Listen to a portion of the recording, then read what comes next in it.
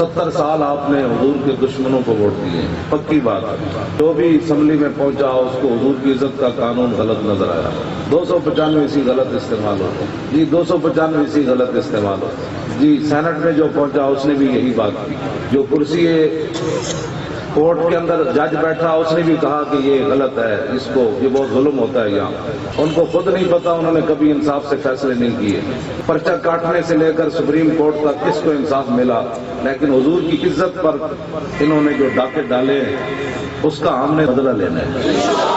بدلہ یہ نہیں لینا کہ ہم نے کو بندے مارنے ہیں، کچھ بھی نہیں ہونا، بندہ نہیں مارنا، جلوس بھی نہیں نکلنا، بتی بھی نہیں ٹوٹنی، کچھ بھی نہیں ہونا۔ اسلام آپ سے صرف ایک پرچی مانگ رہا ہے۔ حضور 70 سال اسی بچے بھی اپنے اسلام نو نہیں دیتے، اپنی جانا بھی نہیں دیتیاں، مال بھی نہیں دیتا۔ حضور اسی پرچی لے کے آ گئے ہیں تھوڑے دین بس اتنی بات ہے۔